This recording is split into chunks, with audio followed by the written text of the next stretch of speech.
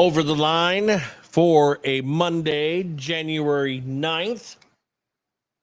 Cowboys in the dance. Packers are not in the dance. They tripped into the dance, Jeff. A lot of things we got to get to before we get to my take on the Packers and what's going on with the Cowboys, but they're in the dance. That's all I'll say right now. But there's a lot of things happening right now in the NFL. It looks, it's been said that your boys in Arizona, your boss's boys, are out, gone. There is no Arizona, Jeff.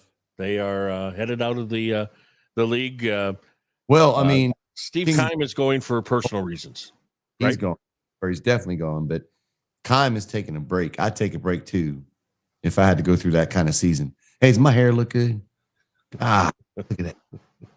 I mean, seriously. Oh, man. Tough, man. Aren't you jealous? I am jealous. Don't be. It's not a big deal. It's all product. So did you see this? Because, and I don't want you to get personal because it's no reason to get personal, but I want to know, I mean, because you've actually talked to the general manager a few times, ex-general manager of the Arizona Cardinals. Did you see the pressure starting to mount for them maybe 6-8 months ago? Yes.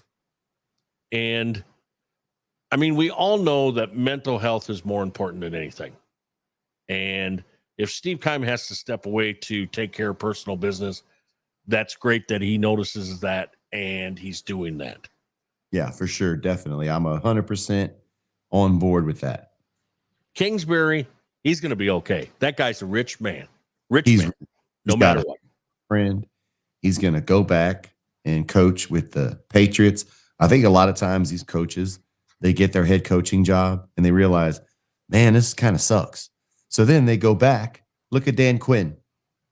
He went back, get a coordinator position, get your head right, and then get back in the game. So I think that's what's going to happen. I mean, with Belichick likes to bring back his dudes, and I would not be surprised if somehow, some way, because I don't think the Patriots offensively are setting the world on fire. Maybe they need a kick. And I think he could. I think he could do a real good job with Mac Jones. I think so. But then also, I see him. This is all speculation.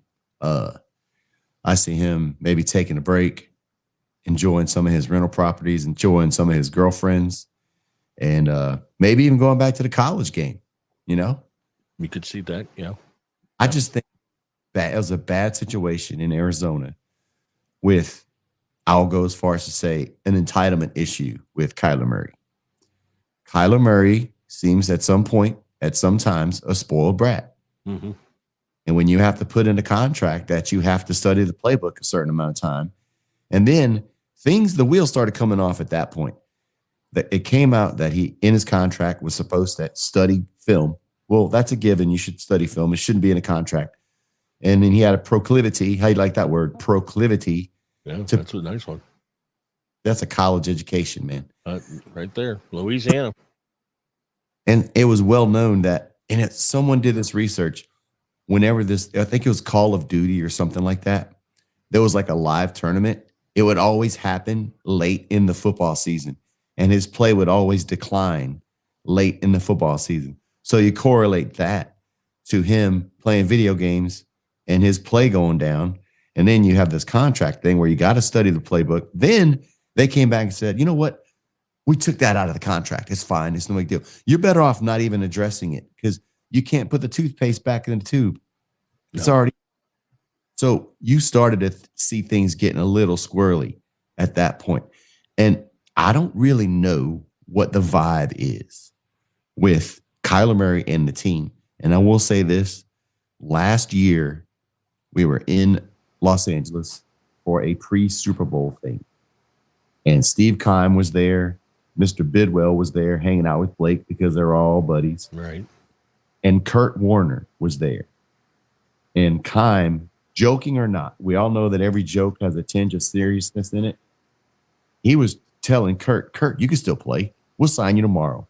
Come on, Kurt. You look good, man. I'm thinking, you take a Kurt Warner over Kyler Murray? Yeah, something's up. Yeah, I just think that the team was lost I'm trying to think back when I was watching earlier in the year, and I think when it was all coming out about Kyler Murray, where things were changing, and when they got into the HBO Hard Knocks, when they started the in season, know that those things don't go well. and that, I mean, you could really see with the players, I think, at that time. There's sometimes when you looked at J.J. Watt sitting in the back there of the meetings, it was like, what in the world did I get myself into? Yeah, and J.J. was like, all right, I think I'm out. And so, I mean, it's sad to see because I know that you had a relationship with both of those guys and knew them from the concert situation and them coming to see you guys. But it's going to take. Now they're saying Vance Joseph. Now he got a job. He had a head coaching job where Denver for a little bit. Yep. For a minute, I guess it was. But they say he's well respected, going to get a good look from the organization. I mean, I think right now, Tracy, I don't know. I always see those things on the internet where they say, tell me somebody's dysfunctional without telling me. Yeah. Mm-hmm. And I think when you look at, there's a few organizations. One, and I don't know if you notice this or not, but Tennessee's dysfunctional. I don't care what anybody says. That ownership is dysfunctional. They're definitely in the top 5 of dysfunction after this football season. And then you have the Texans are completely, I don't know what's going on. I mean, that's bad. It was kind of because Lovey was begging for his job yesterday. Yeah. And that's when you know it's bad. Like when you got to try to convince ownership that you're going to, hey, no, really, you should keep me. I mean, they have a deal with, but still. And Lovey's 65. Maybe it's time to walk away and, say, hey, I did this, I did that, and it was a good run. But then you have Arizona sitting in there, and they're kind of dysfunctional. The Rams, they kept on reloading, and now, you don't know what McVay's going to do. I think we gotta take the money and run. Well, that's what I think he's going to do. But now you're sitting there, and they don't have a draft pick for I don't know how many years because they've wagered. He sees the writing on the wall and doesn't want to rebuild. That is a rebuild. That is a rebuild. However you want to call the Rams, that's a rebuild. They got their ring, though.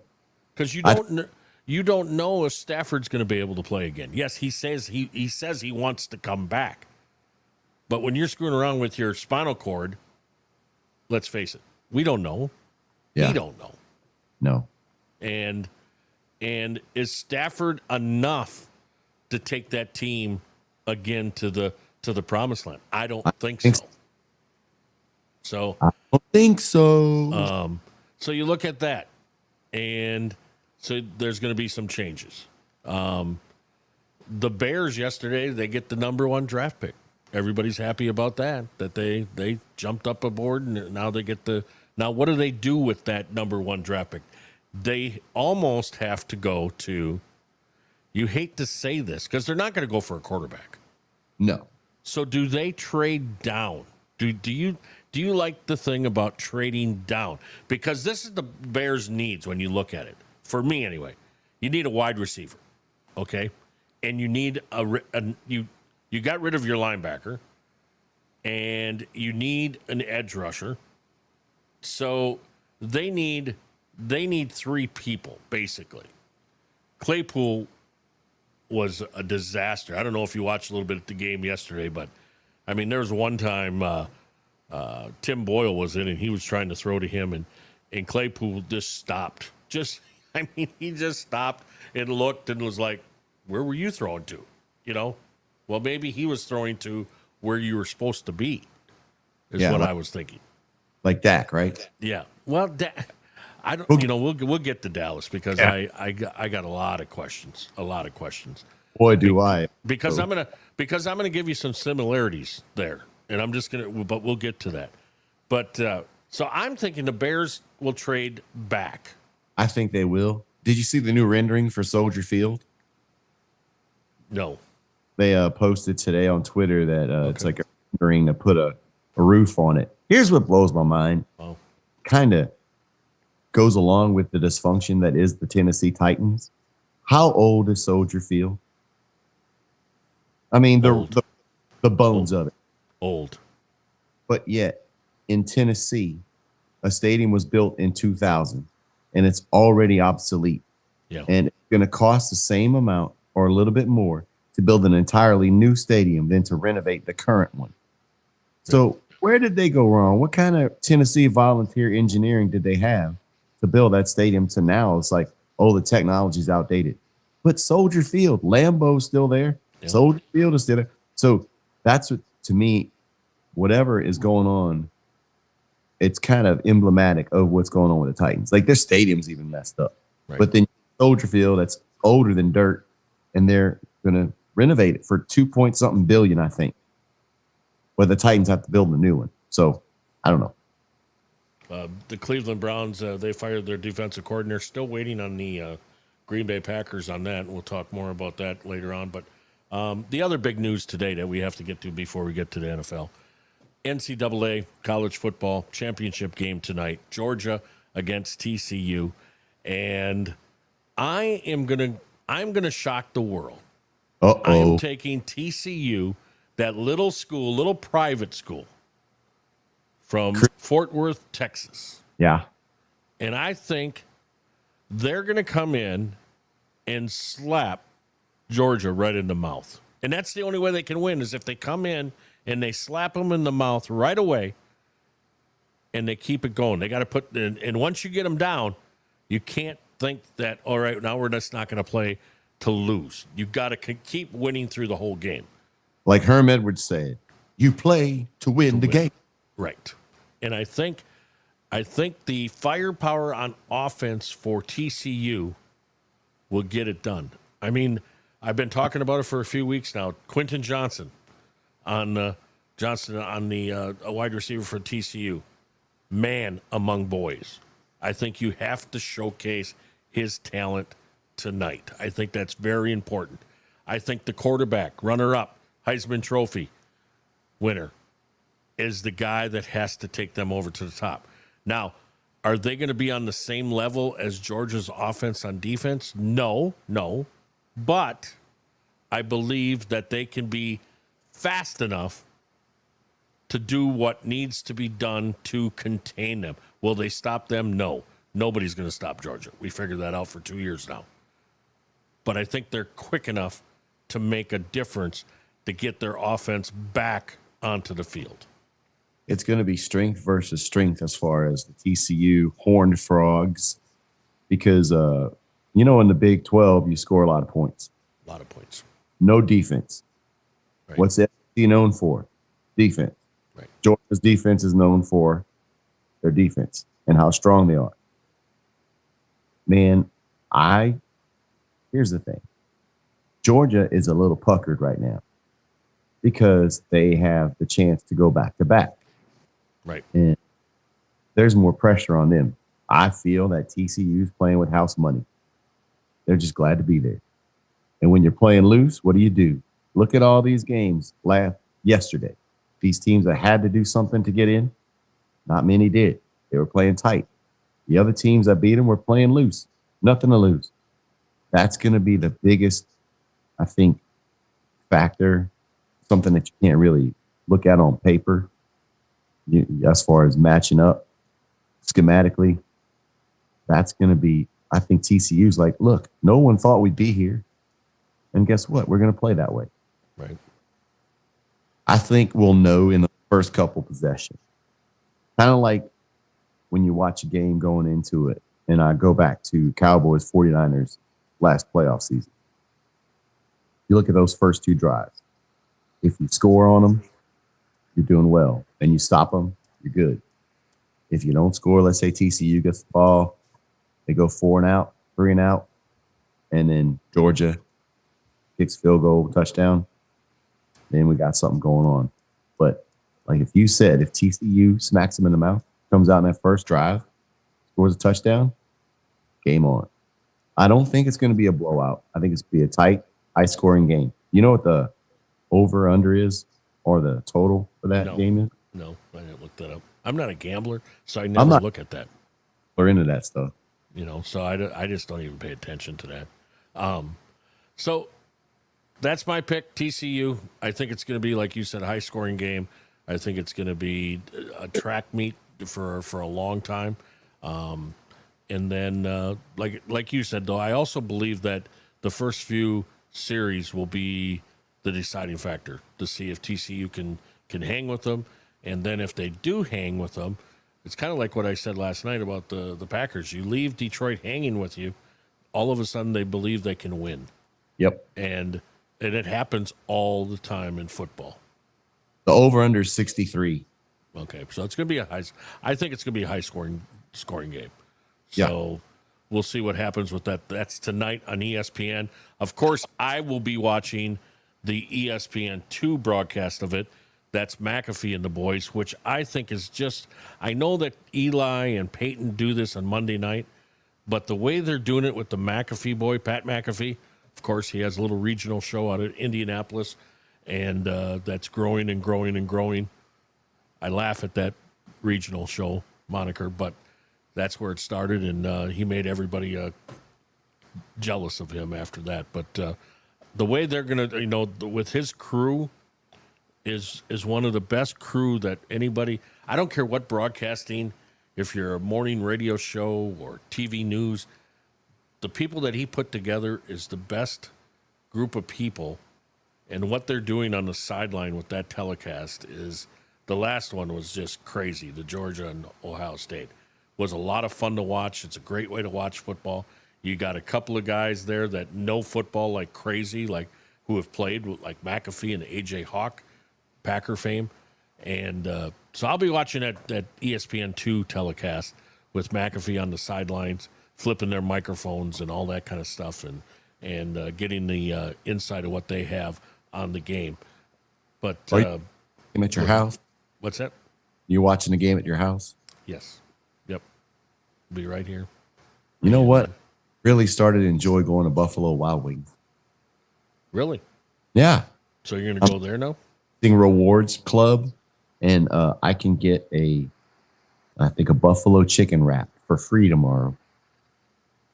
Wow. Well, today, I should say. Tonight.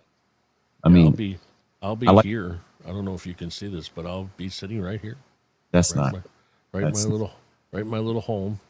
No. Be sitting in you're old. Sometimes I like to play that piano right before the games. Your fat fingers can't do that. Well, I'm telling you, I play a mean Mary Had a Little Lamb. You're more of a chopstick guy, I think. Put a little, it's going to be about maybe 25 degrees tonight, 23 degrees. So I'll put the fireplace on a little bit and sit back and cuddle with it. You going to invite a friend over? Nope. Only friend I'm going to have is a nice big bottle of brown liquor. You can't drink that. That's bad. Yeah. I can drink whatever I want. I'm old enough. No. It's about health. About health? Yeah, that's when bad. When I quit drinking for 8 years, all of a sudden I started getting sick. Oh, yeah, maybe so. Just think if you'd quit Coors Light. I get it. It don't work. So anyway, that's what's going to be happening tonight. And I picked TCU. You going with TCU or going with Georgia? I'm not a gambler guy, and I'm not a risk taker. I'm going to stick with Georgia. All right. Let's see what happens. Completely Switzerland feeling about this. I wouldn't be surprised if TCU won. So I expect Georgia, but it wouldn't shock me if TCU pulled it out. Hey, Jeff, before I forget, I want to thank my friend Philip DeSteiger for some cool apparatus that he's given me. Wow. For the show. Yeah, he gave me this neat little boom stand for the mic. And then he gave me another little holder for my iPad. And then my sugar daddy gave me an iPad and Rodecaster Pro, which I still don't know how to use. So I just want to thank people for that. The only thing that I'm very proud of is that your sugar daddy also gave you a microphone years ago, and you're using it. Yeah. And good. The only thing that we're having a problem with right now that I can see is that Now this will be technical talk. Te- Okay. te- Technical talk. Yeah. It seems like your gate might be a little bit high. As in, It Two- seems like when I talk to you before I get done, if you try, everything's cut out. But that might be a technical thing that we can fix in post. I don't know about that. I'm not. But I don't know. You know, there might be a setting that I don't know about that needs to be done also on my end, which could be true. I'm not sure. Yeah. But But like we're I still said, this like literally. You sent me the text to go on, and I plugged stuff in, and nothing was working. And right. I knocked over my favorite coffee mug, broke that. Broke it? Yeah, just the handle. Oh, And maybe you then can glue it. getting ready to go on, we're talking, and I got something going. And so we're just glad to be here. The microphone sounds great, though. Yeah. I mean, that's a great microphone.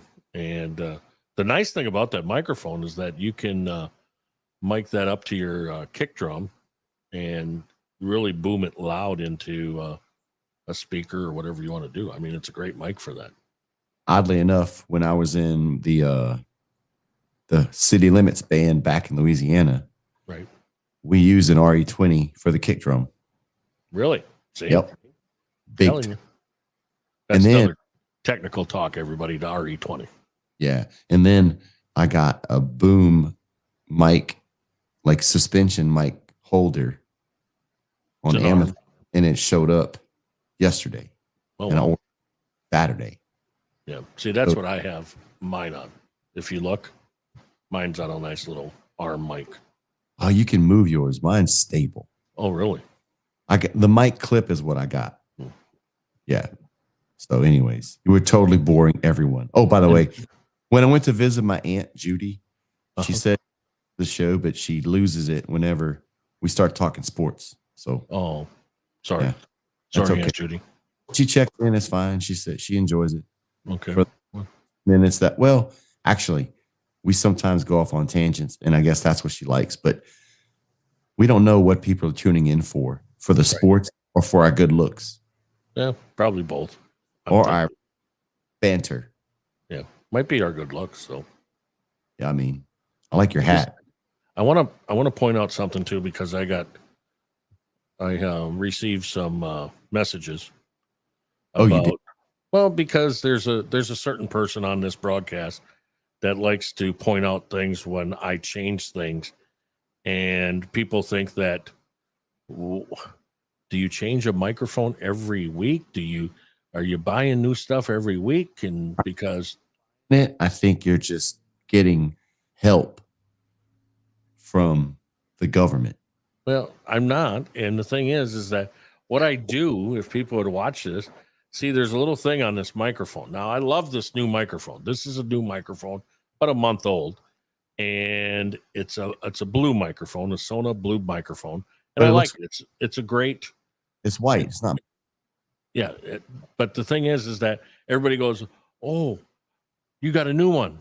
It's got black on it now." No, see what these things come off. This comes off. And so then I could put a red one on. See? Depends on your mood. See? Yeah. Oh, Right okay. there. So, I can put that on if I want, but it's black today because I'm in a bad mood. Dark mood. Yeah, I would be also. Hey, Gary, congrats. So Gary usually just got a new gig with Mark Broussard. He's gonna be touring all over. Oh, no. Nice. Yeah. That's Yep. nice. Wow. Everybody, Mark Broussard's my cousin. I don't know. We probably So where is Gary from? Gary's from Lafayette. Look at that. Another Louisiana boy. He's checked in before. I He know. checked last week and get a chance to say anything because you sidetracked me. Well, you got to start watching that stuff. Just like I tell you to watch Facebook. Yeah, I'm looking, man. Everything I can. I'm even doing this. So let's get to the NFL. I mean, we went off last week Monday, Tracy, and Monday night. That was just, as a football fan, I know everybody's talked about it all week, last week, and leading up to Sunday, but it was really nerve-wracking when you saw Hamlin go down and then not get back up. And the sad thing about it, and I'm just being honest, all right?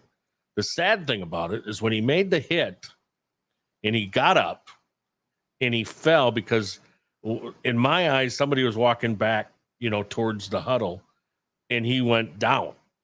Mm-hmm. And you know how in the NFL and all of football lately, they do those flops, like if somebody touches them, boom, they're down.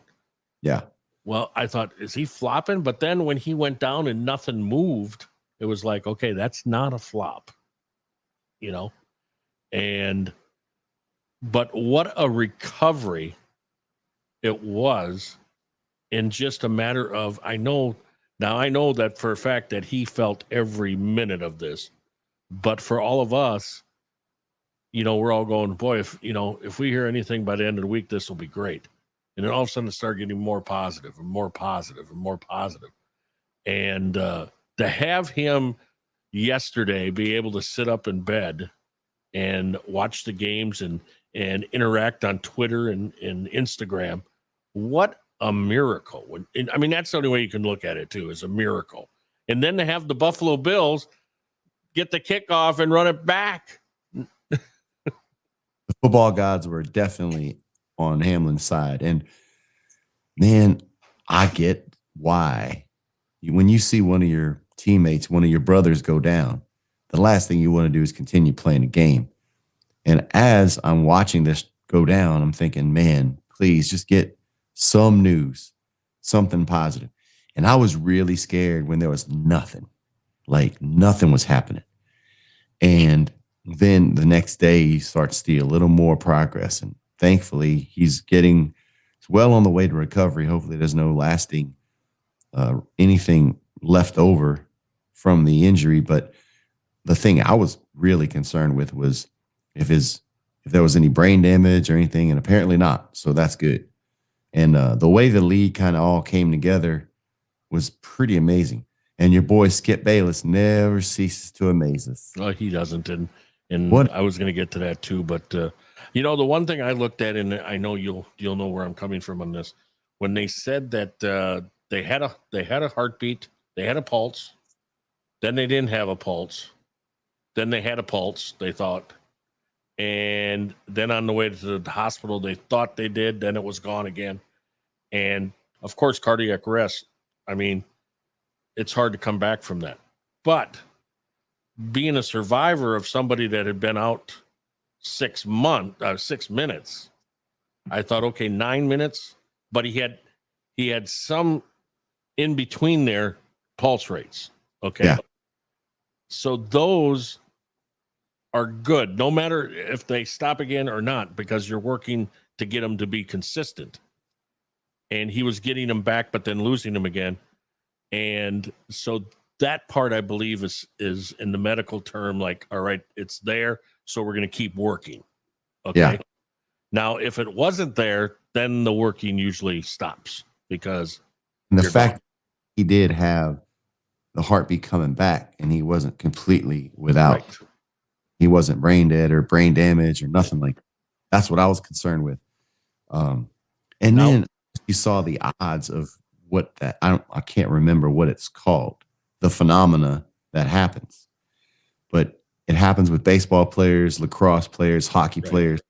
If something hits your chest at that exact time, it interrupts their electrical pulses and everything. And it was just, you know what? When I saw it happen and I saw T. Higgins' helmet hit him in the sternum or in the chest, I'm like, oh man, what if his heart got punctured or something like that? Right. It wasn't a illegal hit by any means. It was just the timing of it. But man, it'll be interesting to see if that game plays into them having to do a neutral site game later on in the playoffs. Because everyone's saying that the Bengals are getting screwed over this deal. We'll have to wait and see. I think the NFL handled it well. Just wait if that plays out. Because it never happened before. And this was and they're saying that the brain function and everything is intact. Now, I can also tell you that, there will probably be some things as he goes, because he's had that breathing tube in for a few days and then he took it out. But, your brain will come back and start figuring things out more and more as you go. Now, is he in excellent? Yeah, as far as terms of being able to move and all that kind of stuff, and he's thinking for himself.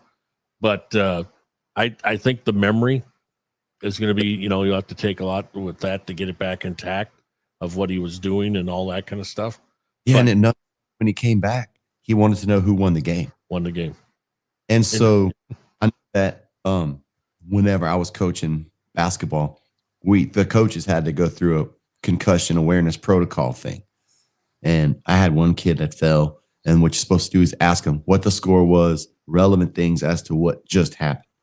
And the fact that he woke up and that's the first thing he asked, who won the game?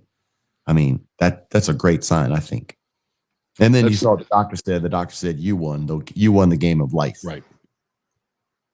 And like a 12-8 to 2014, 12, whenever I did wake up, I don't even know what the date was, but when I went under, the Packers were playing, I believe that was the date, 12-8, 2014. I have to look it up again, but I'm pretty sure.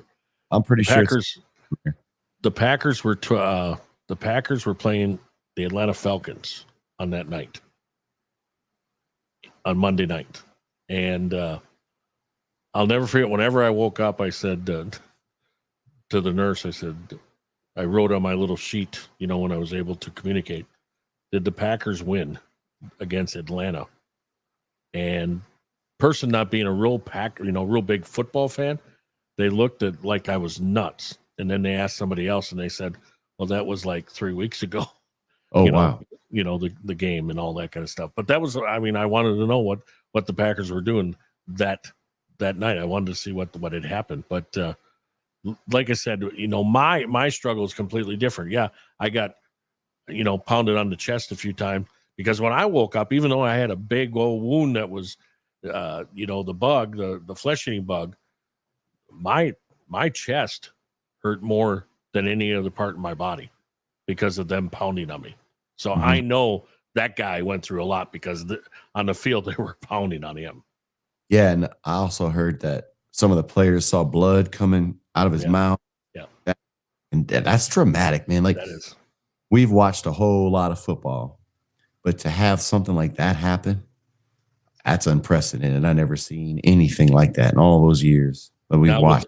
We've seen some hits like whenever Michael Irvin got thrown in his head at against the Eagles. I'll never forget that. My wife and I were on our honeymoon, and we're watching the game, and the lovely Eagles fans cheer. They that throw snowballs with batteries in them at Santa Claus. Yep. So fly, Eagles, fly. They with the Buffalo people, fans, and not only Buffalo fans, but to see, that became something that I watched every morning, every afternoon. To see the donations coming into his fund was crazy. I think it's over 8 million now, 8.5 million. And I think it's really great that the Buffalo fans have been known to support anything that, and I think it was great payback for everyone else to just flood his foundation. That shows a lot of, we might hate each other on Sundays, but ultimately we're all one big family. And it really brought, at a time, it really brought everybody together, which was really fascinating to me. Not just on the football side of it.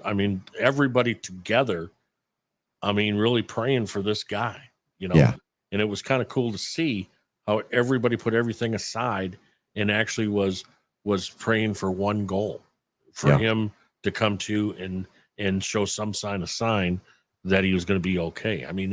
That's amazing when you think of all these people that were all in one, just all together on this thing. And we should take something from that. Yeah, just with our everyday lives. But the other scary part I was going to tell you is that everybody sat there, with J.J. Watt, when he had the problem with the heart. Do you realize how that could have happened to him with the punching, when you punch the guy into the chest? Because he had AFib going on, and they could have easily caught one of those beats that were off, one out of rhythm. Yeah. And, he could have went down like that. I totally forgot to that AJ went through that. JJ Watt. Yeah. And my boyfriend AJ Hawk. And the other thing that scares me is that, which I don't know if we'll ever know. Do you think that some of those heart, when they're racing, and I know they're racing because they're running around, they're athletes, and their motors are incredible. But do you think that some of this could be done with, will there be talks about energy drinks? Oh God, those things are horrible. Because they're drinking them all the time. Yeah. The athletes. And you wonder if there'll be any kind of correlation between the energy drinks and something like this happening, even though that, like I said, it was the hit and all that. We know that. But all that stuff speeds up your heart rate. Yeah. And if you're getting more beats at that time, faster beats, I think the chance, now I'm not a doctor, but you'd think that the chance of hitting them would be a little bit easier when they're speeding up like that. Oh yeah, I think so. That situation. So, but so glad to see that he's recovering. He's doing great. A lot of people supporting him, which is great. He said that he wants to start a fund now for all the EMTs and emergency workers and all that kind of stuff with some of the money that he's got. I think this kid, 24 years old, that's what we have to remember. 24 years old. I think he's going to do good things with that $8 million. Oh yeah. And I hope that he can definitely recover 100%. Just looking at the news here a little bit more, but so anyway, so we're hoping that Damar Hamlin is on the road to recovery. Be interesting to see when he gets out of the University of Cincinnati Hospital and is walking around. I think then everybody will take that big sigh of relief when we see that. Coming, he's going to show up at a playoff game. Yeah, and look out. I feel, man, in the AFC, I kind of like the Bills. There are a lot of people that are feeling the Chiefs, and yeah, the Chiefs played great. That snow globe thing was incredible. I only wish that Mike McCarthy could be that innovative. But anyways, they'll get to that. But man, I like the Bills. People are comparing. I mean, the MVP race, Mahomes and Hurts was in there, but then he got hurt. Pardon the pun. So that kind of hurt his chances. Right. Josh Allen, and I like that team. And Jeff, you've seen this, man. Something happens, and it just unifies a team. They were already a pretty tight team. Yeah. This just brings you all together. I think the Bills are going to be dangerous. I really do. I mean, everybody talks about the 17 interceptions that Josh Allen throws, but Josh Allen tries to, he's a gunslinger. If he thinks he can get it through a window, he's throwing it through the window. And if he can't, he's going to try to bust that window wide open. And look, they played come on, man. Yeah. I think they got out of college last week. He entered the transfer portal and was starting at Miami. So I think that's a very favorable matchup for the Bills. That's going to be a great matchup. As far as for them, I think it's going to be the best matchup that they can get in the playoffs to start a playoff, because then they get through that one. Now they're going. Now they're ready. Oh yeah. And I think after that, then it's going to be tough to beat the Bills. It really is, because the only thing that the Bills lack is the defensive side. They've had some players go down. Micah Hyde, Von Miller. That's going to hurt. And Hamlin was the starter. He had 90-some tackles. And so those things are going to hurt. But they'll be okay, I think. They're going to be okay. The football gods if Miami loses, Buffalo moves on. If Cincinnati beats Baltimore, guess what? They got to play. Yep. There you go. And that'll be the game that I think, if Hamlin can make it, that'll be the game he will show up. And that will take the Buffalo Bills. I mean, it'll just set a height that nobody will be able to capture, Yeah. So, but that's the playoff picture. Do you think, I've been reading reports. I'm just watching a little bit of the Twitter stuff. Do you think Mike Tomlin's really in trouble? No. I don't think so either. There's a lot of people, I don't know if they're wishing. He's done so much. He's been a rock. He's been through so much with Roethlisberger and then Trubisky. And I think they have their quarterback in Pickett. I really do. Yeah. And I think the Steelers are going to be fine. I don't think they got a wide receiver in that Pickens. Yeah. That guy's a stud. Pickett to Pickens. It's going to be for a long time. I think that's so Dennis Allen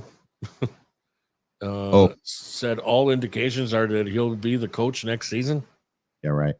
Okay, so I was driving back last night from Buffalo Wild Wings, and I was listening to sports talk, national sports talk, and some dude from New Orleans called in. And, man, some of those Saints fans just can't let the Drew Brees / Peyton era go. But this guy, he was being realistic. He's like, there's no way, because there were chatter that, Brady and Peyton unite and go to New Orleans. And this guy was like, there's no way that would happen because they're already on the hook. And I don't know how contract-wise you do that. You take a year off, and then does Dennis Allen get fired or demoted back to defensive coordinator? What do you do? And there's plenty more problems where the Saints go. I know that Jameis Winston is not the QB. No. The Rocket is not the QB. So they got to look for a quarterback. I'm not sure what the Saints are going to do. Do you think a Kingsbury would take a Houston job? I don't know who would take that job. Because realistic Kingsbury takes it. Take a coordinator job. I think that would be his safest job for him to take now. Because I think what happens is that if Kingsbury takes that Houston job, Tracy, now he's got to choose Bryce Young at that number 2 spot in the draft, the quarterback, the Houston Texans. And now he's getting another guy that's, I hate to say this, but another small quarterback that, is that the type of quarterback he wants to run his, do you call it the air raid offense? That's kind of a, where it comes from, I guess. I don't know. But I don't know if Bryce Young is the quarterback for Kingsbury, even though he had Murray, and yes, he did some good things in that first year, but I just don't know if that's the quarterback for him. And wouldn't you consider the Kyler Murray / Cliff Kingsbury experiment a failure? I would. Yeah. Now is Bryce Young a different quarterback mentally? Yeah, maybe. Or does Kingsbury go for, the other quarterbacks, the guy from Kentucky, or something like, it's interesting to see if he would go back this soon to a Texan team. I just don't think that's possible. And I don't see this draft as a quarterback heavy draft. No. And there's a lot of teams. Tennessee Titans are one of them. They need a quarterback. Tannehill's not the guy. I don't think Malik Willis is ready. Is Dobbs ready? Maybe. And you want to talk? It's so funny. This morning on Nashville Sports Talk Radio, some dude said, well, why not? We should maybe take a chance on Brendan Hooker. Really? Are we just going to recreate the vault? Dobbs, you got Hooker. Whatever. So looks like the Bears, their needs in the draft are edge rusher, defensive line, offensive line. So I'd say you trade down because next, like you said, the Houston Texans, they need a QB, offensive line, defensive line, coach, kicker, water boy. Also, they Everything. need someone to maintain the workout room as far as a janitor. So that's their needs as far as their draft. So I don't know if Kingsbury does that, man. I Yeah, really, I don't see it happening. if anything, he's a coordinator somewhere, and he might be out for a little bit. Maybe him and McVay are going to team up. Now here's something for you. One of my crazy trades. Okay, you always like these. I love these. Kingsbury will go to the Indianapolis Colts if Indianapolis trades and makes it happen to the Green Bay Packers for Aaron Rodgers. Now, this is how they make it happen. They trade Quentin Nelson and Alec Pierce, wide receiver from Cincinnati, University of Cincinnati, to Green Bay for Aaron Rodgers, and they give their number 1 to Green Bay. Okay? They get Aaron Rodgers. So I think they can make that happen. I think it's going to take another number 1 the next year. But I think Indianapolis has a good enough team that Aaron Rodgers can come in there and make it work. And with Kingsbury as a coach, I think that would be a good matchup. The Packers get another wide receiver on the opposite side of Christian Watson, and they get a guard desperately that they need. Now, what do they do with that guard, Quentin Nelson, who's a star? I think they move him right into left guard, and I think it's time to look different into the center position. He got blown up so much last night, and I think you move Jenkins back to the center position or right guard, and you got to get that offensive line stronger for the Packers. So I think it works, but that's just a crazy trade for the Packers. And if you're thinking Rodgers is done, does he say, okay, yeah, I'll go there? Because Rodgers ain't going to go to a team like the Texans. He'll retire. Oh, yeah. Try to trade him. Where does Aaron go? I think there's only 3 spots that you can say. All right. I think it's somebody like Indianapolis. Well, maybe 4. Indianapolis, Tennessee, Raiders, San Francisco. If San Francisco wins the Super Bowl this year, San Francisco is out. Well, also with San Francisco, I think they're the dark horse because they still have Trey Lance. Right. Who's playing well. And they got Jimmy G. Garoppolo. Would you take Jimmy Garoppolo in Green Bay? No. Because Green Bay will make room now for Jordan Love, is the thing. I think that with this stuff going down, the way the Titans have fallen out and they need a quarterback, initially I thought the Aaron Rodgers to Tennessee was preposterous. Now, rumors are he's bought a home. And property, I think, right? Yeah, he's bought property. Or he just decides to be with his Milwaukee Bucks girlfriend, daddy owner, but maybe he does end up in Tennessee. The Vegas, that's a extreme possibility. I'm not sure. You got to look at the coordinators because McDaniels, I'm sure he would love to have Aaron Rodgers, and they sent off Derek Carr. That's another guy floating in the wind. Like these teams that need quarterbacks, you don't want to draft a guy when you got somebody that you could probably use. Like, I don't think Derek Carr is a bad quarterback. I think he's one of those guys that got caught up in different coordinators, different coaches. Baker Mayfield, does he stay in LA? I don't think so. So he's going to go somewhere. There's all the quarterbacks that have kind of proven themselves in different situations. I mean, heck, who knows, man? Even Cooper Rush, maybe he leaves. Who's going to get the New York Jets job, quarterback wise?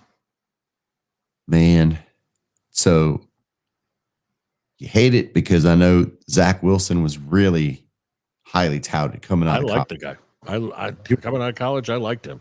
You were definitely hot for him. Yep, and his But mom. see, that's a different deal. You know who else's mom is hot? Really? You know who else's mom's hot? Who's Luka Doncic. really? Yeah. Look her up. I did not know that. Yeah. I mean, I'll look that up. like 20, what, 23? Luka? Yeah. He's in his his early 20s. his mom's probably at the most 40. So maybe you need to hook up with her because there was some stuff she was trying to like steal his image. You know, he has a logo and she was trying to buy it or take it from him and allow him to, he'd have to use some other logo. So there was this big dispute about it. Really? Yeah. So I guess they came up with a logo, but she wants to own it. And so that he can't thus use it. Cause I don't think they're in contact with each other. So Luka Doncic mom. yeah. Okay. I think I got it right here actually. So See, there you go. Is that her? Yeah. I mean, you did pretty good driving around Egg Harbor with her on your arm, don't you think? With the Ferrari? Yeah. Or whatever. Yeah. Maybe. Yeah. She's probably just hit 40. And you never know, she might be watching. Never know. Do we have a broad reach? Yeah. I mean, it's possible. But to get back to the Jets, Flacco's not the guy. Nope. Mike White could be the guy. He showed he was the guy for a couple games. But then you admit that you made the wrong decision on Zach Wilson. And this tells me. And you get nothing for him. Nothing. All these guys we're talking about are rookie quarterbacks that didn't work out. So I'm not going to take a chance on any quarterback coming out of college yet.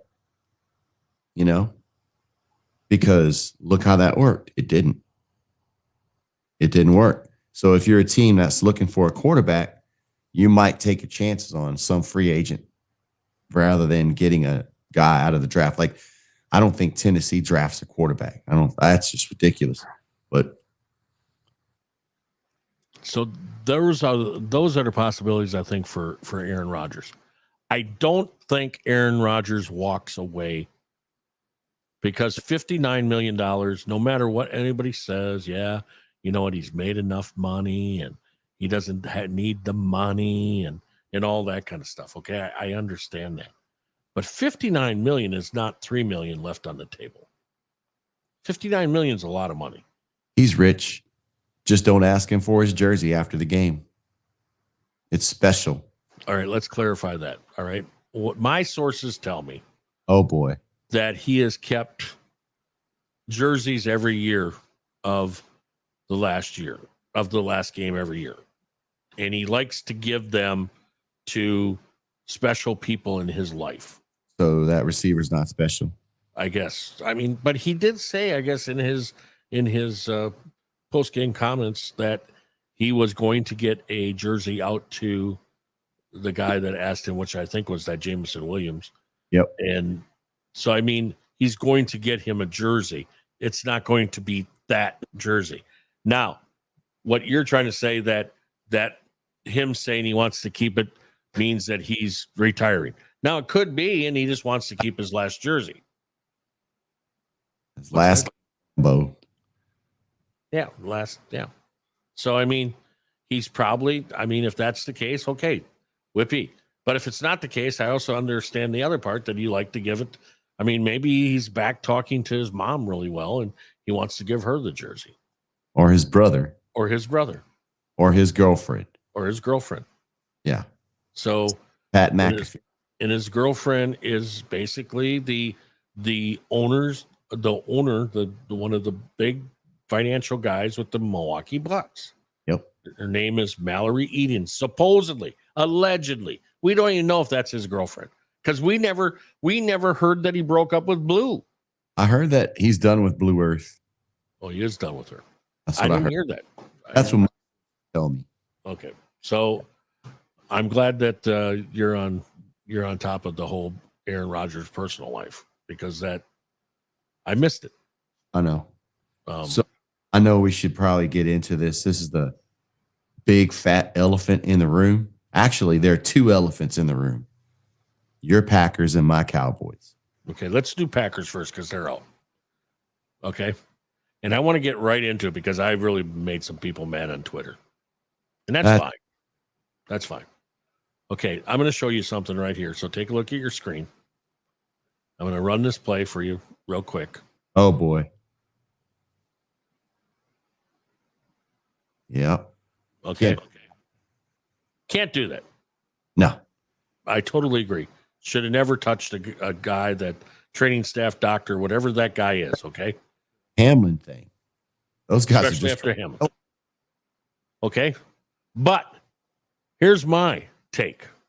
Let's watch it again. You ready? Yeah. He walks in, right away touches him, and he reacted. Okay? Clear him out of the way because he's getting to his player. Okay, that's fine. Why can't he step to the right where his player is, where he's got enough room to walk, but he decides to go and touch the Green Bay Packer in the heat of the moment of the game? He's touching a player. That's okay. That's not okay. Yeah, it is. Whatever way you look at it, that is a bait job by Dan Campbell, sending the guy out there and saying, go to the guy, number 7, because he's a hothead. He's done it before. If you just move him a little bit, he's going to push you, and we're going to get him out of there, and we're going to be able to score a touchdown. That's what happened. Jeff, I had no idea that you were clairvoyant. All these years I've known you, I should have been asking you for the future, or that Dan Campbell's a genius and just told this one guy to do that. I mean, you look at it, and then after he pushes him, the guy decides, well, I'm going to tell you to F off too. Oh, don't defend your boy. That's his second ejection in as many games. I think it was a great job by Dan Campbell. MCDC was ahead of the game on that one and said, get out there. And you can plainly see he could have walked to the right of right in front of his player, but he decided to go right to the Packer and grab his arm. No. Completely unnecessary to grab a player's arm on the field. That's pretty ridiculous. That's a stretch. I know you're trying to feel better about your team being done, having a lot to play for and losing, but come on. And then Russell Douglas decides to go and kick a football or touch a football, whatever he did. You want to talk about coaching? Come on, man. I mean, seriously. What had happened on that one, I heard through sources, is that Aaron Rodgers said to him, get the ball. I need the ball. So he just walked up and grabbed the ball and was going to give it to Aaron. Aaron Rodgers told this is his last game. Oh, because he's got a radio and he can talk to the defense players. Yeah. That makes complete sense. So that's what he did. He just went up and got the ball because Aaron told him to go get it. Yeah. That tells me that your team's not very smart either. So here's my point to all this. Have to be the worst coaching I've ever seen on two players that I'm not going to say they're dumb because that's not even fair. But you have grown up playing the game of football. Two things you did should never have happened, ever. That's the second time, like you said, for Quay Walker. Second time. And the worst part about this is for the last 4 weeks, Quay Walker was coming into his own. Mm-hmm. You know, he was filling that need at linebacker to, you know, where he was starting to play up at the line, you know, where he was moving forward instead of playing on his heels. And then to have this happen, it was just, but I blame Tracy. I blame coaching. Yeah. Yes, they're old enough. Yes, I agree with all of that, but it's coaching. If you're coaching does not put an example out there, this is what happens. Yeah. There's no way Douglas should have been he shouldn't even been near that football. Yeah. To go do whatever he was doing. I agree, man. I mean, and I'm so sick of LaFleur, just like I was with Mike McCarthy, coming in and saying, I need to look at the film and I need to. No, you don't. Come on. I think that's just a blanket excuse for, you know what? I'm not sure what's going on. If they had any sort of balls in Green Bay this afternoon, they would fire him and everybody that associates with him, because it's time to start fresh. You can see, our guest last week kind of touched on it. Aaron don't respect Matt LaFleur. No. Did you see him come off the field at one time and he was yelling about the ball that he threw, that it was intercepted? And he looked at him. The only thing I could catch on a lip reading was, what an effing play. Yeah. I think there's a lot. You just said about Andy Reid in Kansas City. There is zero creativity in Matt LaFleur's calling. We'll get to no creativity in play call when we. I watched that. I watched that for 10 years too. Plus, that play calling. But you can't sit here and blame Aaron Rodgers unless Aaron Rodgers is calling those plays in audibles. Then you can sit here and blame him. But you can't blame Aaron Rodgers because they ran the ball straight up into the gut at the 2-yard line twice. But when you look at the play, the offensive line got blown up. That's coaching. That's Matt LaFleur and his coaches. Mainly Luke Butkus, Dick Butkus' nephew. Know who that guy is? Know the name? He's the offensive line coach. Ever since Stenovich went to offensive coordinator, that offensive line looked sick. That used to be the Green Bay Packers' best position. No matter who they plugged in. Remember Jenkins? They moved him all around the line. He never missed a beat. Well, last night he was missing beats. Yeah. Coaching. Now, how do they fix it? Oh, you give him another year to say, okay, let's get this straight. Okay, here's the other scenario. Do you bring Nathaniel Hackett back to offensive coordinator, put Stenovich back to offensive line coach, and give Luke Butkus a one-way ticket out of town? Yeah. I don't know if you do that. Something needs to change. And listen, I'm not being hard on you at all, because I feel your pain. To see your team make the same mistakes over and over, or show so much promise, and then you just kind of don't show up for a game. The thing that I saw, there was the not giving the jersey, but man, him and Randall Cobb, they were just like, I want to know what they were talking about. Like, were they saying, hey, bro, I'm not here next year, one or the other? Or that, look, man, why don't you come with me somewhere else? Or, I really enjoyed it. I'm glad we got the band back together, but this isn't working, and good luck. What do you take from that conversation that Cobb had with Aaron Rodgers as they're walking off a Lambeau, maybe for the last time? I think it's the latter of what you said. I think it's, we tried to do it. We got it back together. And Randall probably said, you know what? I'm pretty much done. I don't know where I go from here. And Aaron knows. Aaron made that statement in the postgame. He said, you know what?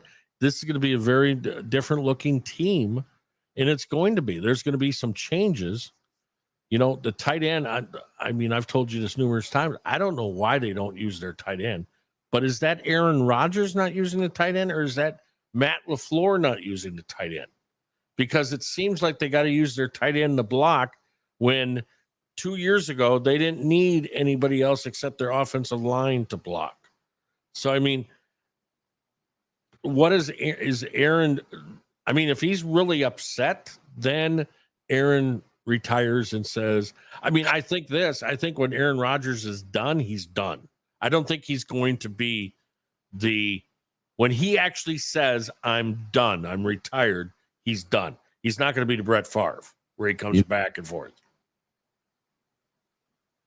Do we need Do we need him to retire? No. I still think Aaron Rodgers is still one of the greatest quarterbacks to ever play the position. That's not a debate.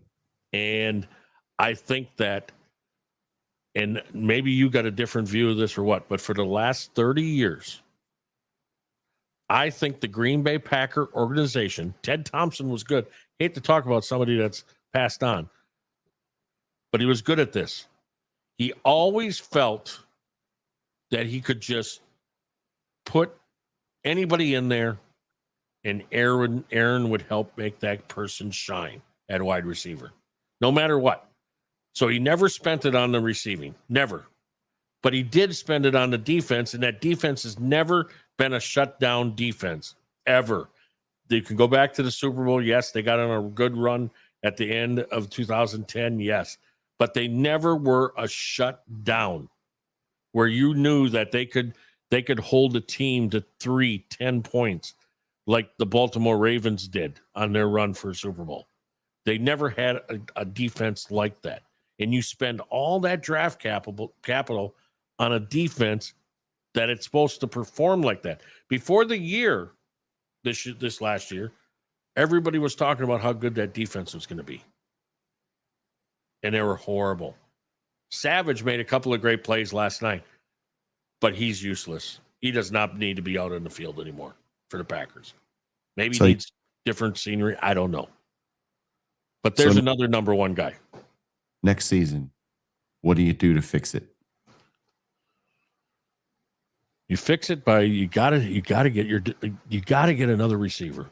And if it means a tight end and a wide receiver, then get that. You're gonna have the draft capabilities of doing that.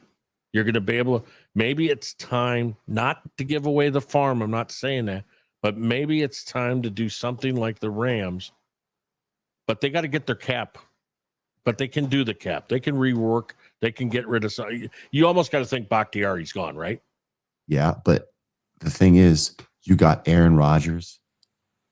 What team wouldn't open up their checkbook with the dire need for all these quarterbacks and all these teams?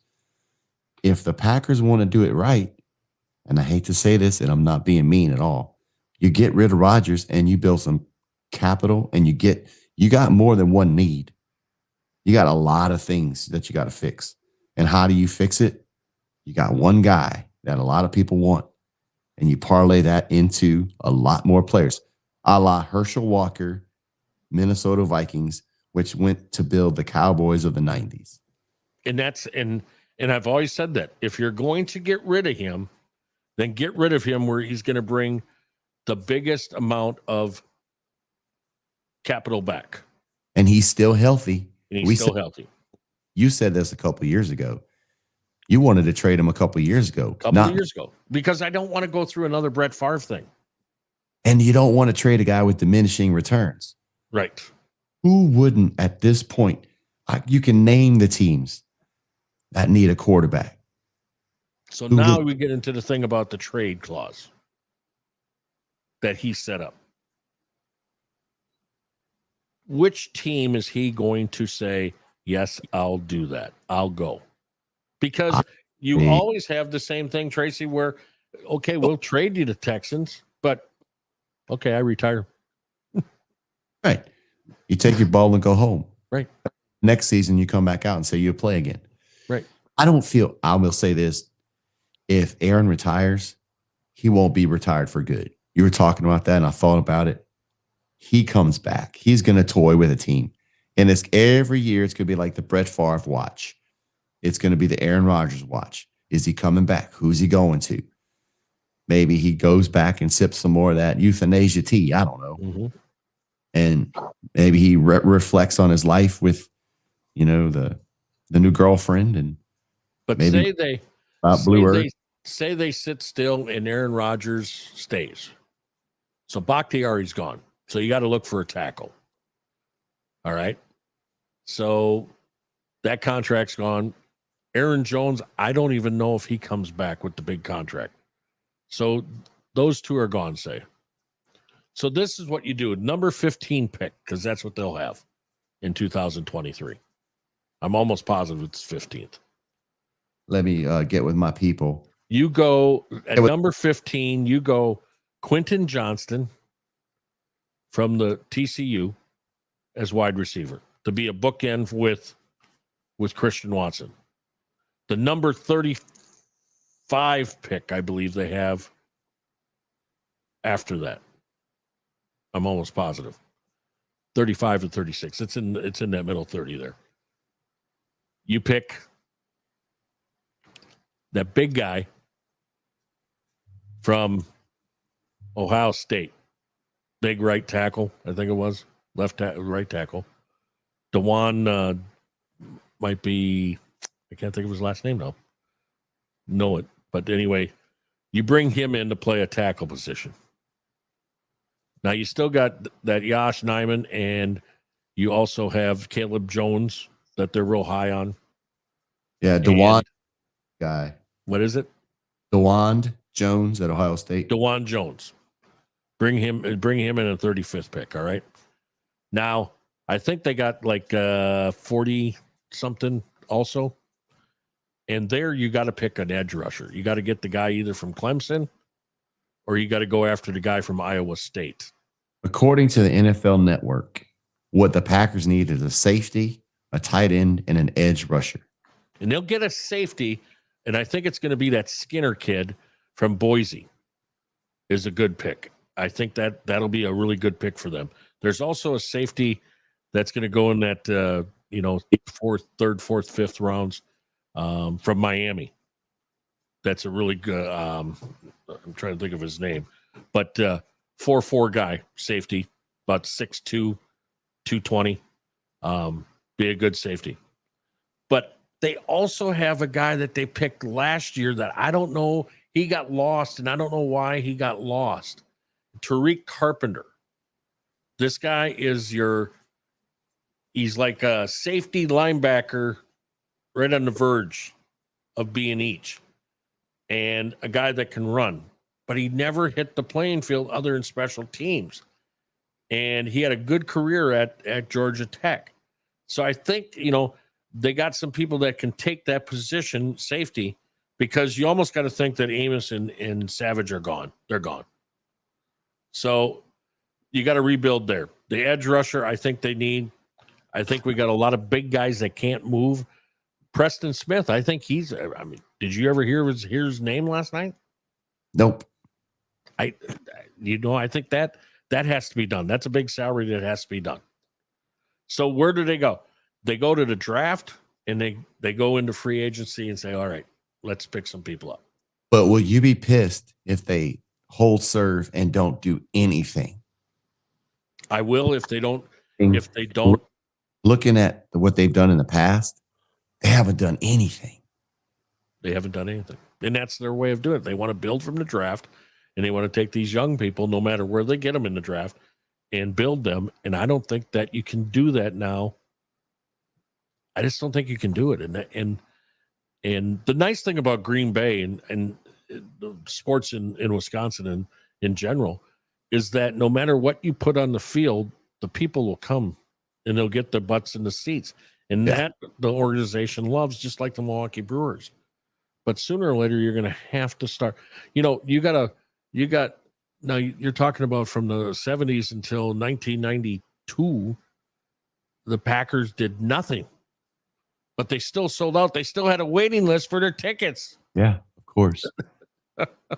So that doesn't give them the urgency sometimes. And that's where I think they have to change their thinking. But do they do that? I don't know. But they need safety help. They need an edge. And they definitely need another wide receiver to go with Chris. I think Christian Watson, I don't know about you, but I think Christian Watson showed us last night again that he could be the go-to guy. Yeah. Did you hear Collinsworth talk about his speed from the practice field? Oh yeah. When he ran by him, he said it's a type of speed that you can hear. Oh yeah. You know? And when you hear somebody talk about that, I told you I'd went to a couple of practices over the summer, and to watch him run from point A to point B was amazing. And I always talk about how Al Johnson talked about the biggest thing to him when he got to the Dallas Cowboys was to see the speed, how much it was different from D1 college ball to the pros, because he watched Terry Glenn run around. Yeah. And there's something to that. And when you have that speed, then you have to work on those hands. Christian Watson made such a leap from the beginning of the year to the end. Yeah. So now let's get him another guy on the other side that we can take that double team away from him. So those are the things. Now, can we do that with Aaron Rodgers or Jordan Love? I think if you build that team in a completely different way where you're putting the pieces around that quarterback, Jordan Love can, like you said to me on the phone, anybody can quarterback if you got a great offensive line. Yeah. Man, I feel that it's time for something to happen in Green Bay. Whether it's going to be Aaron saying, I'm not coming back, or the Packers saying, we're going a different direction. But you've seen it. I've seen it. What's the definition of insanity? Doing the same shit over and over again. And at least the salve for it was, if the Packers go into the playoffs, well, they didn't make it. And, you said you feel better about them losing now than in the playoffs. So I'm going to be getting my popcorn ready. Speaking of popcorn, T.O. wants to come back. Maybe y'all could add him to the roster. He's 50. He's still fast. I think that the shocking thing would be to fire LaFleur, and if you got to make this thing go, then go out and get. Is it Deshaun Payton? No, probably not, because you're not going to pay him what he's going to want. I just don't think that's the guy. But so I do wish if they go this time, I do wish they would go to a defensive coordinator guy and then bring in a guy like a Kingsbury to run the offense.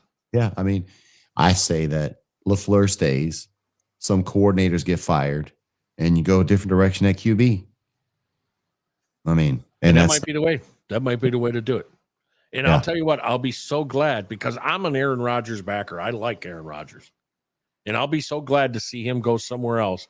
And I hope it's somewhere where they got a good team and he can put this all the rest about how great he is. Because I think on a great team with a great receivers and a tight end and offensive line, I think Aaron Rodgers shines, and I think he shows us all who was the greatest thrower of the football. He's got some good years left in him. You look at Brady and how long he's played. Right. Rodgers is going to play as long as he wants to. I don't ever think it's going to be a situation where Rodgers is like, you know what? I'm done. I think he still feels like he can do it. He can still play through some injuries. He takes good care of his body. We're looking at two QBs in Brady and Rodgers. And maybe this is a transition for what the Cowboys are up to, but the only part of it, and I'm going to be completely honest with you, Jeff, I love you. The only part of the Packers losing last night that I was happy about was that that's one of the less great quarterbacks we'd have to face in the playoffs. And plus, he hurt you in the playoffs and during the year. So we're looking at two quarterbacks. Right. Brady, we've never beaten, and Rodgers, who completely destroys us. So that was the only thing I was happy about, was that we wouldn't have to possibly face Aaron Rodgers. But guess who we have next week in Tampa? Tom Brady. Why is it that Mike McCarthy's coach teams have trouble getting up for teams? And this has happened with Green Bay. This is something that is followed Mike McCarthy around forever. Why can't he get his players up to play past their opponents that they should be playing up to? I mean, it seems like they don't come in ready. And Dak yesterday, I don't get it. I understand that 2-3 years ago, whatever it was, me and you talking about how you said he will get paid because that's what quarterbacks get paid. But that's not earning the money that Dak gets yesterday's performance.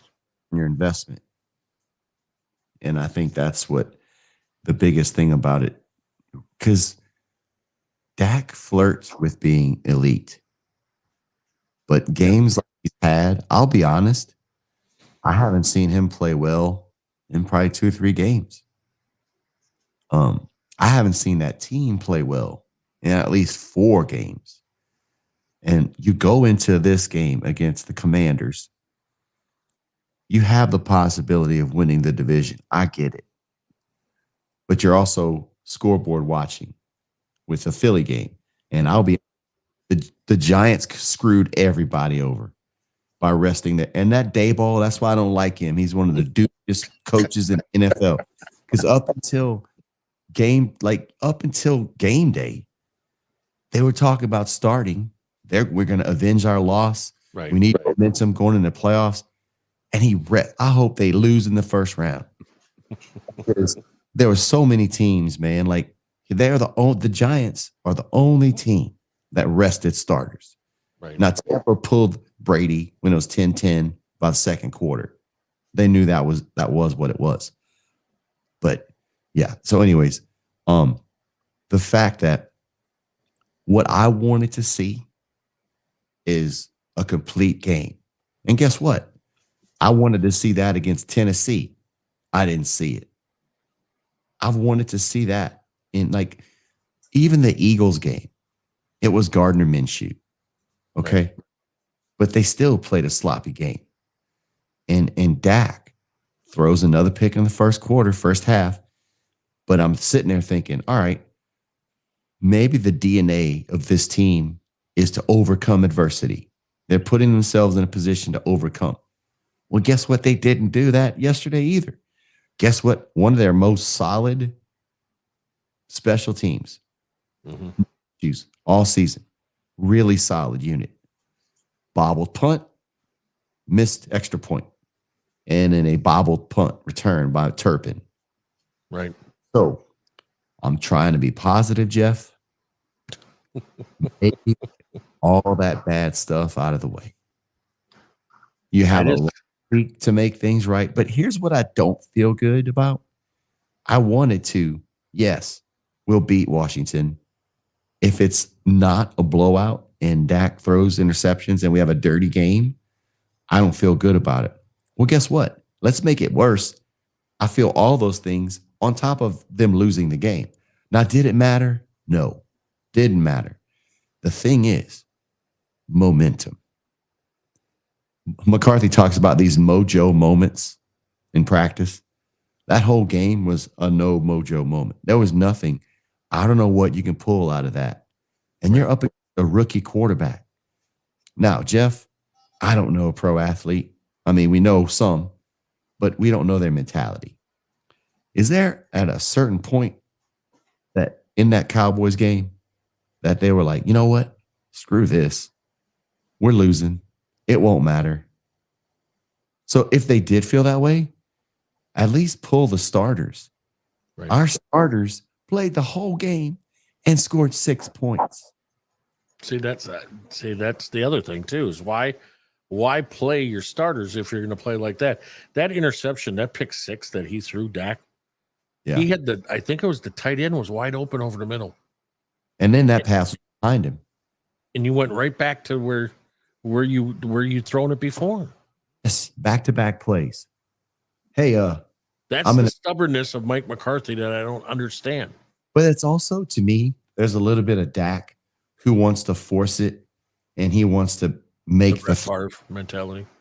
I don't know what it is. I think he might be trying to prove himself or something. But he meant just like when he threw that interception against the Titans into double coverage. Hey, you make that's a dime. Right.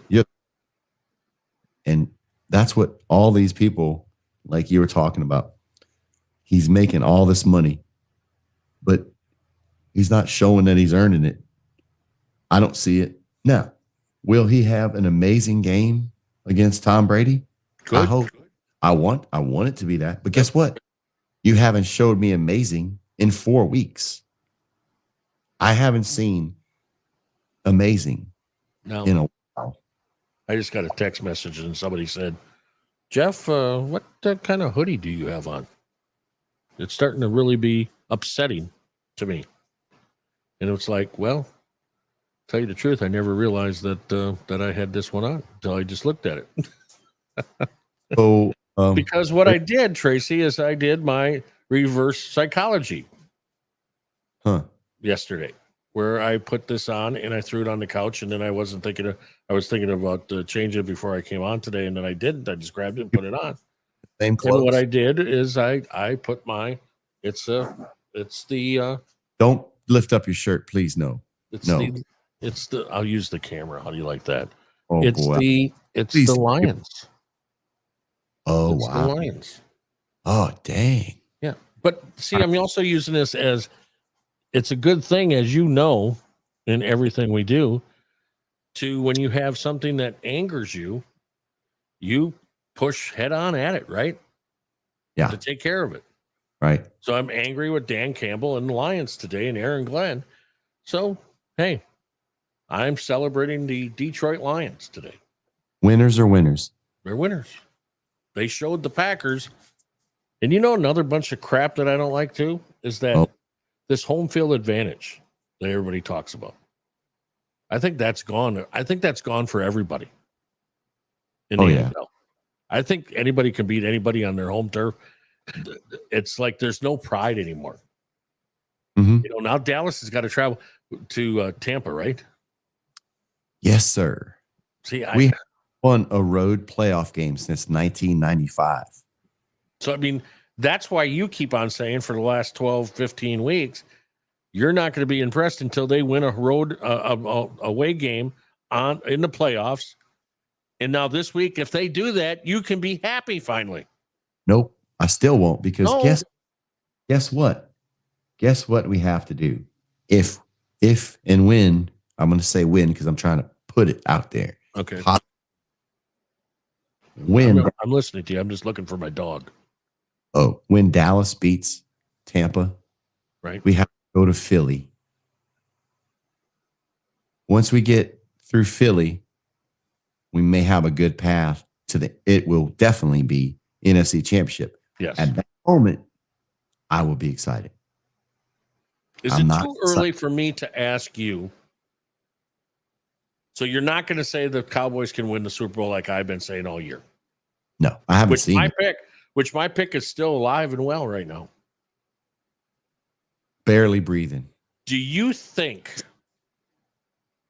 because they got a great defense, boy, and I don't think their defensive coordinator is going to be there next year. I think he's getting one of these head coaching jobs. The San Francisco 49ers, can they win the Super Bowl with Mr. Irrelevant? Mr. Brock Purdy? They're one of the hottest teams. That's what makes me so mad. There's all these teams that have momentum going into the playoffs. My team does not. And all signs point to a disappointing showing next Monday night on national TV against Tom Brady. But is it coaching also in Dallas that puts you in that frame of mind? Yes, something has to be, because I don't know where they, much like when the Commanders came out, they had nothing to play for. You got a rookie quarterback and you got a mascot that looks like the Piggly Wiggly guy, but you still beat the Cowboys, a team that is going to the playoffs. Now, if I were to look at that score and be like, all right, cool. Yeah. So obviously 26-6. If I was in a bubble or in a cave and I come out of the cave today and I look at that score, I'm like, oh, the Cowboys had nothing to play for. They probably rested their starters. Then I proceed to look at the stats and see that, wait, their starters played. And in that game, you want to know how many total yards the Dallas Cowboys had? 182. That's not rushing. That's combined. They had 118 yards passing and 64 yards rushing with a healthy Tony Pollard, arrested Tony Pollard. And that's what we did. Boy, that's looking like a good matchup next week. Now, the only thing that I'll say to that, Brady's licking his chops, man. Is also let's also look at the fact that Washington's defense is not a rinky-dinky defense. That's one of their more solid units. That's one of the bright spots for the their team. Yeah. So let's not forget that part of it. All right. And they came out ready to play, and they had nothing to play for, so they went out there and played. Now you did get beat by Thurston Howell, no doubt. That's another thing, man. These receivers torched us. Doctor, all them cats. But you picked up a 32 or 33-year-old defensive back now. And our defense was supposed to be one of our strong points. We had back in 2 or 3 games. Didn't you pick up Xavier Rhodes or somebody? Yeah, but I'm not sure if he's going to be ready. Hey, guess what? So at least we got 3 sacks. See, there's a positive. That's a positive. And you know that Biadish is out. So we had to redo our whole offensive line. Dak had no time yesterday. So it was noticeable that man had been watching Happy Feet because he had him. So hopefully Biadish is back next week and we bring some stability to that offensive line. Because guess what? Tampa's defense is no slouch either. So one of the things that's kept them in these games and put them in this position to go to the playoffs. Not to mention DeMar Hamlin has been released from the hospital. Yep, and is back in Buffalo. Oh boy, they're going to the Super Bowl. So he is actually moving to a different hospital to continue the progress of healing. But he is back in Buffalo. Been released from Cincinnati about 30 minutes ago. The report came down on that. So that's a wow. Love for 3. That's a wow. And so what up? Good to hear about that. Keith, what up? And I'm saying, what up, Keith? The Titans have permission to interview Arizona Cardinals Vice President of Player Personnel Quentin Harris for their vacant GM job. What if Steve Keim gets interviewed for the Titans job? That's probably not going to happen because he's going to step away. The way it sounds is that he's got some things that he's got to. The Bills senior director of pro personnel, Malik Boyd, will also interview for the vacant Titans job. So, retiring defensive coordinator for the Falcons. Who's that? Dean Pease. Yeah, he retired. Yeah. But it looks like the Browns have asked the Seahawks for permission to talk to Sean Desai for their DC job. So some things happening in the NFL today. They used to call this the day Black Monday. They don't call it Black Monday no more. Why not? I don't know. There's a reason why they went away from calling it. Oh, okay. So I don't know what. Why you got the black thing on your mic? Because it's Black Monday. Black Monday, like yours, right? So I guess it's so we can call it Black Monday. Hey, so Jeff, do you think the Cowboys can win against Tampa and come back from that disaster what they played yesterday? I think they can. Okay. Because all the pieces to do it. Here's my analogy, Jeff. You go to a store, and let's say you're into puzzles, right? You like puzzles, and you find a puzzle. Like, cool, I want to put that together. Right. The thing is, you got to put the pieces together to make the beautiful picture. Right. It can be beautiful, but if the pieces don't fit, you got a bunch of trash. Right. And that's what it is going to be. They should, by all rights, look at their record, 12-5. Awesome. They've beaten some teams. Awesome. But you've beaten those teams by playing complete games. And I haven't seen a complete game in almost a month. That's what concerns me. Now, do they find the magical switch and flip it? And all of a sudden, they're playing to their potential? That's what they got to do in this long week of practice. Thank God we have a long week. We play the Monday night game. So, man, I hope they're just getting in there, cleaning a bunch of things up. Kellen Moore goes from maddeningly dumb play calls to boring vanilla play calls. Bro, pick one. Mm-hmm. Did I you feel agree. the play calling was boring? And I'm not saying let's run a reverse on 3rd and 13 on our own 30. That's not what I'm saying. But find something, a jet sweep maybe. Get CD. CD wasn't catching. Man, listen, another thing, our receivers weren't catching. No. Dak threw into double coverage.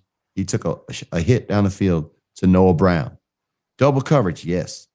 Rick contains it was a bad throw. Mike and I contain it was a good throw. It hit Noah Brown in his hands. Catch it. I don't Thank care you. if it hits in your hands, you're catching it no matter what. That's like last night with the Packers. Everybody's sitting there, well, Aaron didn't throw it. If you're used to Aaron throwing it right in your breadbasket, well, guess what? That's probably not going to happen. So you NFL, might as well they just figure it showed out.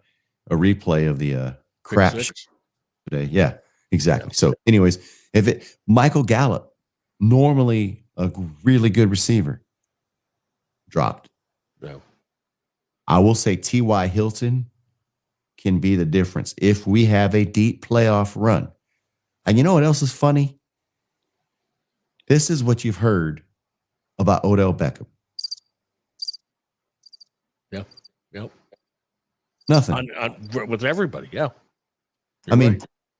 So am I glad we have T.Y. Hilton over Odell that wasn't going to be healthy this year? Yes. But man, you asked a great question. Do I think they can win? Yes. The pieces are there. It's going to make a beautiful puzzle if they put all the pieces. But guess what? I got like 14 pieces in the living room.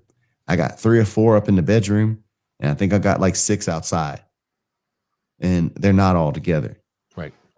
I had this feeling Brett Maher going into this game yesterday, had only 3 field goals. He's been really solid coming back from a point where he got basically cut by the Cowboys. Right. Back and is playing really solid. And he misses an extra point. Here was the thing. This is why I'm thinking we can win and we will win next week. That game was bad enough to get rid of all the bad stuff. Right. Special teams gaffes, the drop passes, miscommunication, defense not getting pressure. I mean, I granted, he probably didn't have much film on the quarterback for the Commandos. Mm-hmm. Doesn't matter. He's a rookie quarterback. He's going to make rookie mistakes. That's the thing.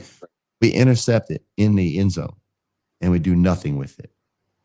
But again, I think you got to go back to the Commanders' defense. All right, I'm still not going to lose that sight because the Commanders have a great defense, and I think they're on the board of really teetering to something really good. But we're supposed to have defense too, and we didn't. This is what I think you're going to hear if the Cowboys lose to Tom Brady. Okay. This is Jerry, and hello, Sean. Guess what? I think we're gonna give up a draft pick, and it's gonna be to the New Orleans Saints, and I'm gonna send Mike McCarthy to the woodshed, and we'll move him into a consulting position. No. So that we can just pay him, and then he'll just end up leaving in a couple of years. But then, Sean, you got to come in here, and you got to turn this thing around. And there ain't going to be no, I'm going to give you a 10-year deal to come and do this. No. You're going to bring in your Fagio, whatever his name is, and you'll be your DC. What do we do with Dan Quinn? Well, it's kind of went crickets too with him becoming a head coach. So I don't think we made the right decision there either. So he should be gone. So Sean, you think about it, and I'll get back to you. That's what I think you're going to hear. I think that text went out in the second quarter of last game. Because but guess what? Dallas has always found a way in the last 25 years to screw everything up. They're even going to screw up Sean Payton.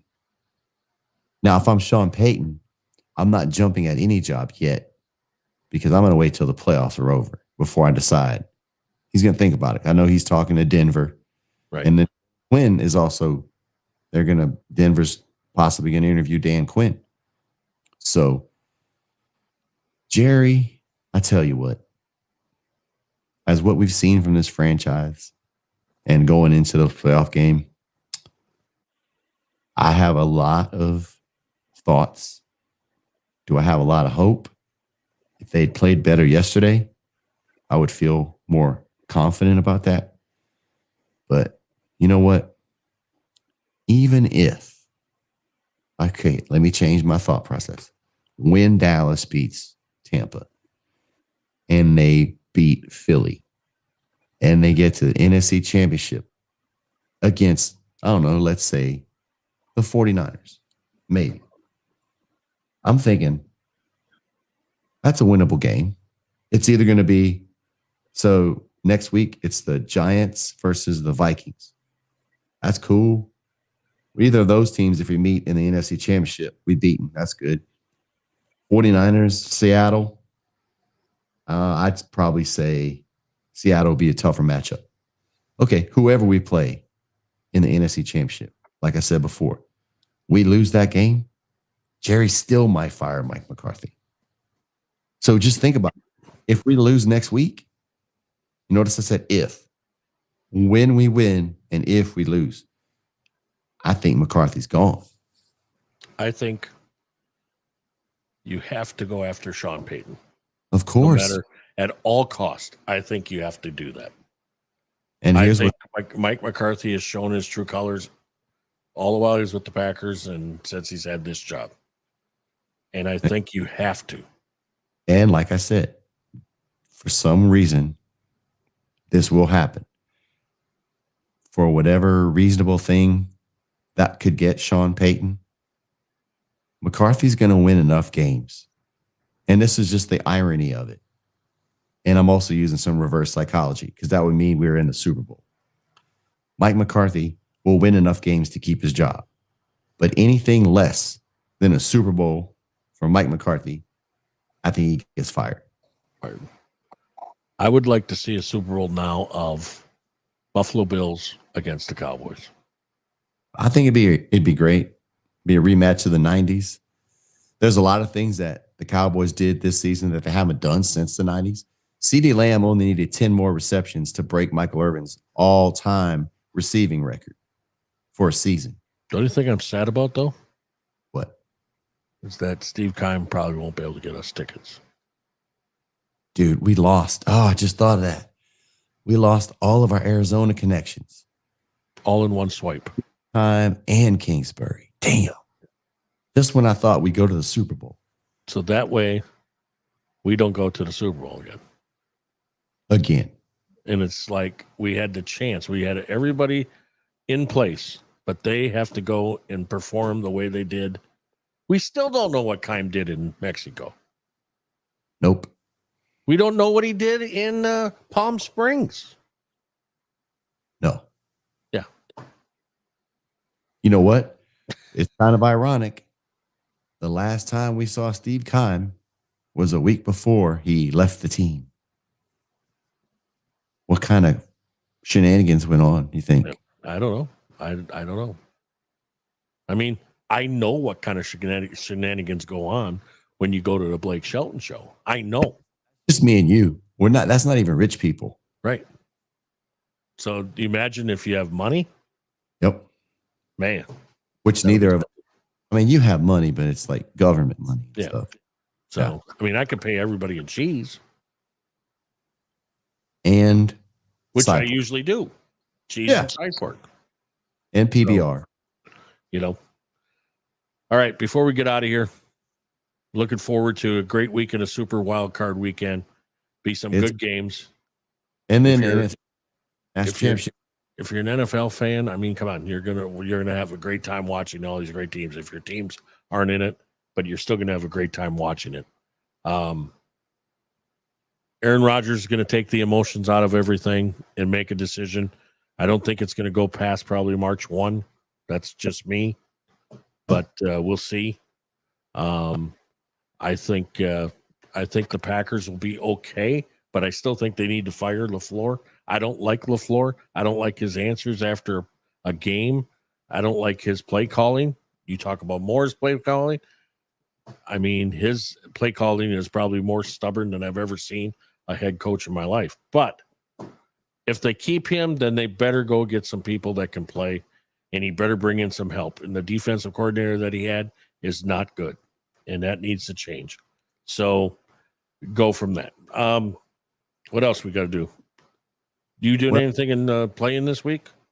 Yeah, I'm playing Thursday at Old Red. Okay. Nashville Palace. And then Sunday going to watch Cameron play. They're playing Oglethorpe, and they lost yesterday to Rhodes. And then they also lost to Millsaps on Friday. Okay. Millsaps was a winnable game. It was tied at the half. They came out flat in the third quarter and lost. And then Rhodes has always been a good team. And Swanee's numbers are depleted.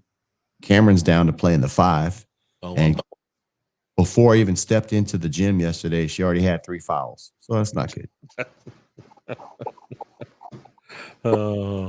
So hopefully you'll be able to sit down and have a good game on Sunday when she's playing. And maybe can they beat this team? Man, you always try to think positive. You know, I go in. Cowboys playing? They're playing Monday night. Monday night? Oh, okay. So you'll be fine. You won't even miss that. I mean, yeah, but do I really want to miss it? I mean, I know what we have a whole, and it's like we couldn't have the Saturday game to put us out of our misery. No, let's extend it to the very end. Yeah. So Sullivan's then Monday night, or are you going Buffalo Wild Wings? Man, I think Buffalo Wild Wings is.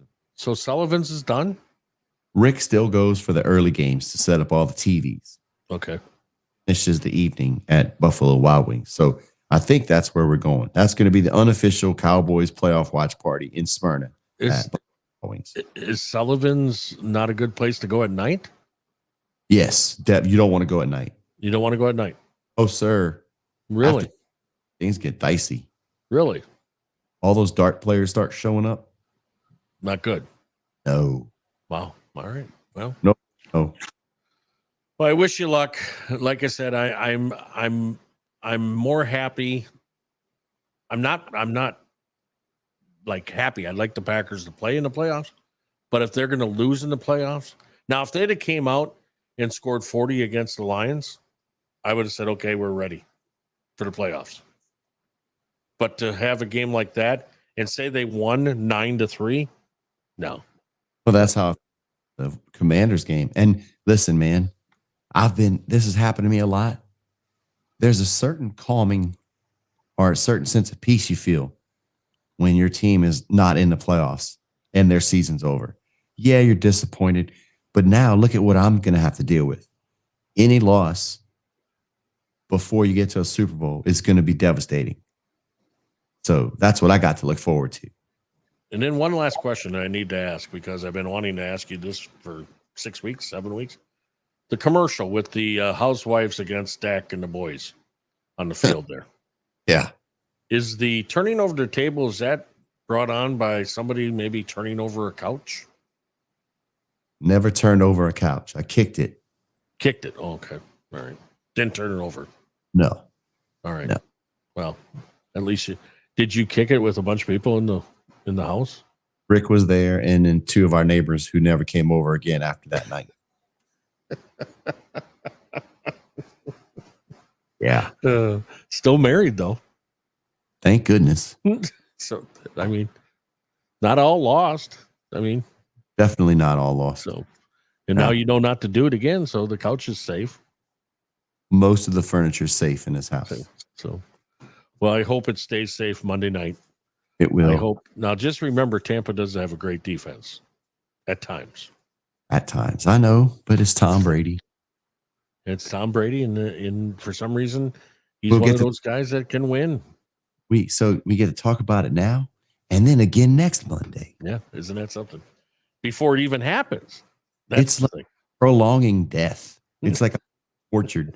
And there, Well, let's all go back to being thankful that Damar Hamlin is out of the hospital, moved back to Buffalo, going to be in basically a rehab unit is what I think they'll call it, and continue his progress to being able to get out of there completely and back to the team to where he can watch. And who knows if he'll be able to play again. That's not the point. The point is he's living. The point is he's getting better, and let's get him all the way back and see what good things he does with that money that was all donated. great things. Great things are going to. TCU tonight, big. So you're taking TCU. I'm going to take Georgia. By next Monday, I will be wearing a TCU Horned Frog pull over. All right. So just so you know. You're going to call up Andy Dalton? What's Or the Linson? who? Andy Dalton. He went to TCU. Yeah, but And LaDainian Tomlinson. Tomlinson, he was come on, Hall of Famer right there. Oh, yeah. So, all right. Well, you have a great week. Blake's not back to work yet? No, we have rehearsals the first week of February. Okay. So another month, you'll be ready. Yeah. And then we'll be ready to go. All right. Preseason. Well, I'm coming to one show. We're full. We have no. So, I It's talked to completely. the tour manager, and You did? yep, everything's taken care of already. Good. All right. So, I'll see you somewhere in the Midwest, though. It's going to be. Oh boy, can't wait. Yeah. So, I was thinking about coming 2 shows, Man, why are you going to be greedy? but then I thought, you know what? If I go 2 shows, then that means that I got to hang out with you 2 days. That's not good. And so I figured, no, we'll do 1. I mean, And you then don't want it all, period. And then I could just leave after and not be worried about anything else. Or you I'm going could to try to pick one of those shows that's close to Nashville so that I know you're leaving right after. So there's no pressure on me to hang out. No. Just don't come at all, and that way you don't have to worry about it. All right. Well, you have a good week. Have fun playing on Thursday and Saturday, and have fun at Cam's game. How's your son? He's good. Still working at Popeyes. Car's not in good shape, though. Not in good shape. What happened? He hit one of those sewer manhole covers and ripped his oil pan out, knocked the engine out. Oh, So no. Going to turn up with that. Oh, no. Yeah. Well, you always wanted to be a mechanic. Now, if he puts this back together, that's going to be amazing. Tell you what, he can do it. He believes he can do it, and I believe him. And I'm going to be bringing mine down just to do one of those little street race things. No, you don't want to have. That'll be a lot of fun. Smyrna. Cops, all right. Right downtown Smyrna. Nope. Be a lot of fun. All right, you have a great rest of the afternoon, and everybody, we will be back next Monday. We'll talk about the national championship game. We'll talk about all the super wild card weekend games, which will include the Bucks and Cowboys on Monday night next week. We'll give you a good insight of what's going to happen that night, and hopefully by next week Monday we'll have more on what Aaron Rodgers is going to do. Probably not. Then we probably won't. So. We can always hope. Yeah. Do me a favor. Watch ESPN2 tonight, the McAfee boys, and you'll have fun doing it. I don't know if I can do that at Buffalo Wild Wings. You can. They'll put it on. Oh, you know what? It's probably true. Yeah. So you just tell them. So have fun at Buffalo Wild Wings. All right, man. I will. All right. Take care. Okay. And I got to figure out now how I shut everything off. That'll be the nice thing. Did we miss a comment here? Keith. Oh, yeah. I told him what's up. Okay. All right. Yeah. So, and then there was another one, too, that is asking you for money. So, yeah. I mean, that's. So, have a good time. Yeah. I'll talk to you later, everybody. Any questions, don't forget to jump always in here and we'll answer them. Even if it's about drumming or country music or whatever it might be, we'll answer it. Now, it might not be the right answer you want, but we'll answer it. And answer. So, and we promise If there was anything that wasn't right this week, we will get it right next week. Hopefully. Yes. Working Bye. out we're like the Cowboys. We got to work some kinks out. Got to work them out. Bye. Bye.